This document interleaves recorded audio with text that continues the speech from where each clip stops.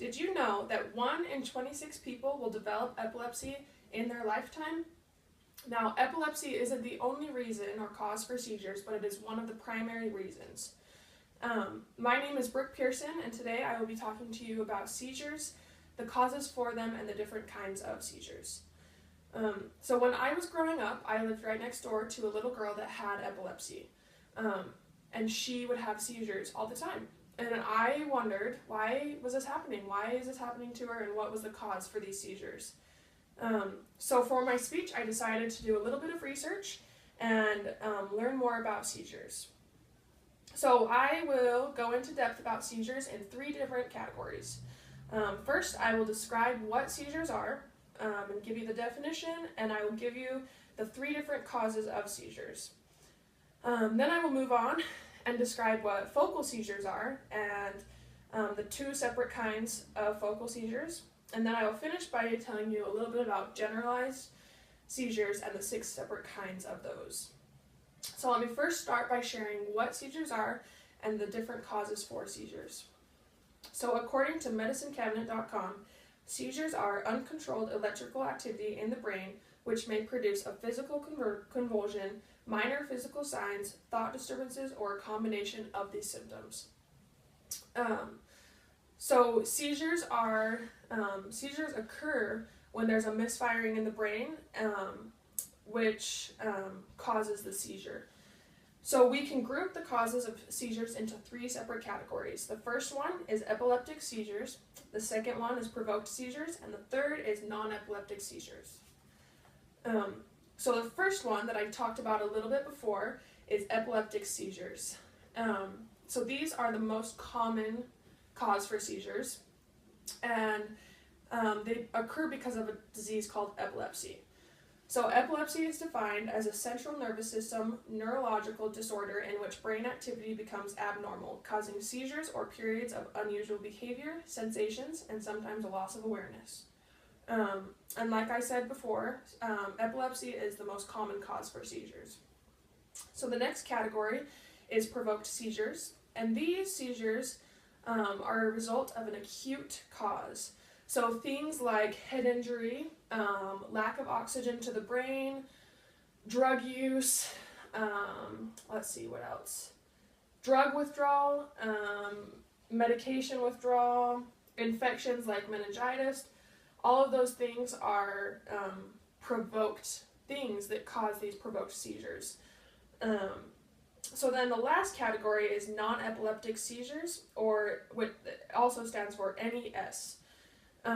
So some people describe these as events versus seizures, and they don't believe that they're actually seizures because they don't have anything to do with a misfiring in the brain. They're more psychological. So they come from mental things like stress, emotion, and subconscious thoughts. So now that we have discussed what seizures are and some of the causes of seizures, I'll move on to discuss the first kind of seizures, which are focal seizures. So focal seizures are when the misfiring starts in a specific spot in the brain versus the whole brain altogether. So one specific side of the brain or one specific spot in the brain is where the seizure starts. So there are 2 separate kinds of focal seizures, and the first one is focal seizures without a loss of consciousness, and these can be called simple partial seizures. So like it says in the title of the seizure, you don't actually lose consciousness in these ones. It's just altering your senses, kind of things like smell, taste, your sense of awareness, all those kinds of things are affected with these. So the other kind is focal seizures with impaired awareness. And these can be called complex partial seizures. So these ones you do lose consciousness, whether it's fully or partially, you do lose part of your consciousness. And with these ones, you will perform certain movements over and over again. So the example given on one of the websites I was looking at talked about when people have these, they will walk in a circle over and over again, or they'll swallow over and over again. Kind of just doing the repeated motion of whatever they pick. So those are the two kinds of focal seizures, and now I'll move on to talk about generalized seizures.